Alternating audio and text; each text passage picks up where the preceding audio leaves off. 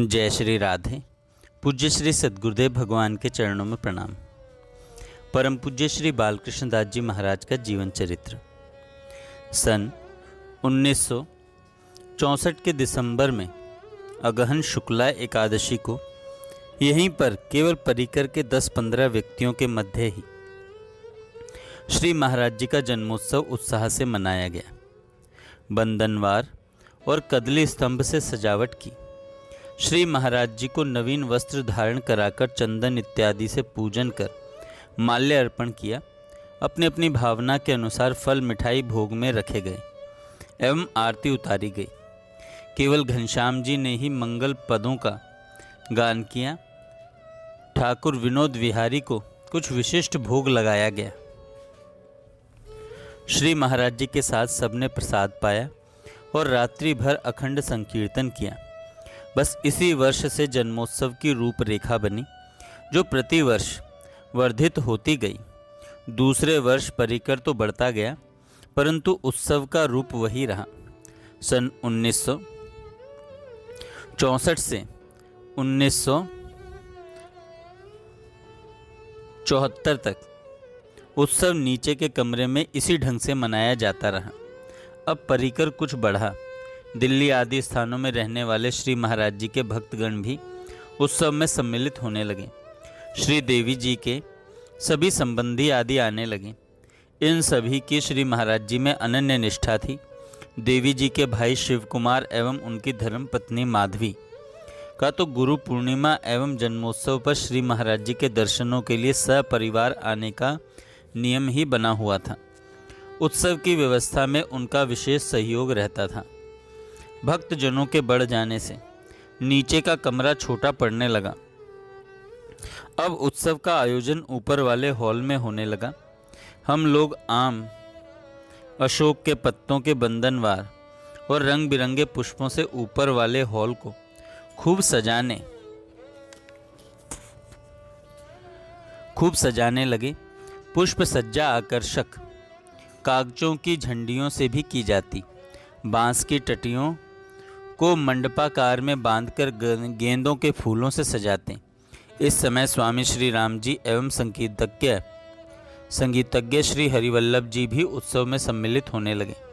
विशेषकर रात्रि भर का अखंड संकीर्तन इनके सहयोग से बहुत ही धूम से चलता था। परिकर जनों की संख्या प्रतिवर्ष बढ़ने लगी। अतः सन 1981 से उत्सव का आयोजन नीचे वाले आंगन में होने लगा।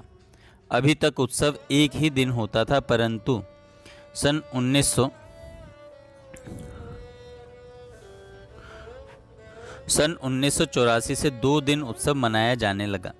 दूसरे दिन बृहद भंडारे का आयोजन होने लगा। उत्सव की चर्चा मध्य प्रदेश निमाड़ के भक्तों तक पहुंच गई और वहां से भी प्रतिवर्ष भक्तवृंद उत्सव का आनंद लेने आने लगे। बड़वानी नगर से तो पूरी बस भर के भक्तजन आते थे। इस प्रकार धीरे धीरे उत्सव में बहुत ही बृहद रूप धारण कर लिया। परिकर जनों के उत्साह एवं उमंग का तो और छोर नहीं था। 15 दिन पूर्व से ही तैयारियां प्रारंभ हो जाती थीं। जन्मोत्सव के पहले ही भोपाल से गुप्ता जी की सुपुत्री राधा, इंदौर से मनोरमा जी की माता जी तथा ग्वालियर से श्री ओम प्रकाश जी एवं उनकी धर्मपत्नी तथा राजकुमार अर्चना भी श्रीधाम आ जाते थे। जन्मोत्सव के 2 दिन पूर्व ही पूरा आंगन फूलों के सुंदर सुंदर कलाकृतियों से सजाया जाने लगता। श्री वेणु विनोद विहारी ठाकुर का सिंहासन पुष्पों के मंडप एवं छत्र इत्यादि से सुसज्जित किया जाता। यह सब सजावट हम अपने ही हाथों से करते थे। सजावट इतनी आकर्षक होती कि देखने वाले मुग्ध होकर एक बार आश्चर्य में डूब जाते थे। इस समस्त साज सज्जा में भक्तजनों का आनंद उल्लास ही मानो छलकता हुआ दिखता था। इस प्रकार प्रतिवर्ष उत्सव नवीनता लिए हुए होता था। सन 1987 से सजावट करने के लिए पुष्प सज्जा करने वाले निपुण कारीगरों को बुलाया जाने लगा। ये लोग फूलों तथा केलों के खंभों से नवीन नवीन प्रकार की नक्काशियाँ, बेल, बूटे, झूमर आदि बनाकर रमणीय रूप से सजाते। कदली स्तंभ, आम्र बंधनवार तथा मंगल कलश, जिन पर सुंदर अक्षरों से अली जन्मोत्सव लिखा होता, जहाँ तहाँ सजाते। कीर्तन करने वालों का समूह भी बढ़ने लगा। स्वामी श्री राम जी, स्वामी श्री फतेह कृष्ण जी तथा प्रसिद्ध तबला वादक हरे कृष्ण जी की उपस्थिति में संकीर्तन बहुत ही धूम से रात भर चलता था। उत्सव के 3 दिन पूर्व रास का आयोजन भी होने लगा। इस उत्सव के प्राण पूज्य श्री महाराज जी जन्मोत्सव के दिन जब नूतन वस्त्र धारण कर विशेष रूप से सजाई गई चौकी पर आ विराजते तो उनकी शोभा देखते ही बनती थी। उस समय दर्शक वृंद एकटक निहारते हुए अपने भाग्य को सराहते, अपने को धन्य मानते तथा प्रेम में गदगद हो जाते। भोर से ही वेणु विनोद कुंज का प्रांगण शहनाई की मधुर ध्वनि से गूंजित हो जाता। तत्पश्चात श्री महाराज जी का पूजन प्रारंभ हो जाता। सर्वप्रथम वेणु विनोद कुंज में रहने वाले श्री महाराज जी के परिकर के प्रधान निजजन श्री महाराज जी का पूजन करते। श्री महाराज जी की दीर्घायु की कामना करते हुए वे चंदन लगाते, पुष्पमाला धारण कराते तथा चरण वंदन करते। बाद में क्रम से एक भक्त आकर पूजन करता, फल मिठाई तथा अन्य वस्तुएं भेंट करता। पूज्य महाराज जी के मुखारविंद पर एक अद्भुत स्मित खेलता रहता। भक्तों का प्रेम देखकर उनकी आंखें डबडबाई सी रहती। भक्तों के सामान्य सी भेंट को भी वे उत्साह के हाथ में उठाकर देखते। कोई सामान्य सा वस्त्र भी भेंट करता तो उसे खोलकर स्वयं ही ओढ़ लेते। भक्तों द्वारा धारण कराई गई पुष्पमालाओं को श्री घनश्याम जी लगातार उतार कर एक ओर रखते जाते। पुष्पमालाओं का एक अंबार सा लग जाता। यह क्रम लगभग 1.5-2 घंटे तक चलता रहता। पूजन के पश्चात विभिन्न प्रकार के मोतियों से आकर्षक रूप से सजाए गए थाल में पंचारती रखकर श्री देवी जी श्री महाराज जी की आरती उतारती, जिसे शशिकला मूले अत्यंत आकर्षक ढंग से सजाती। आरती के समय का दृश्य वर्णनातीत है। आरती आरती हरण अली की ध्वनि से प्रांगण गूंज उठता। इस प्रकार जय जयकार की तुमुल ध्वनि के साथ पूजन का विराम होता।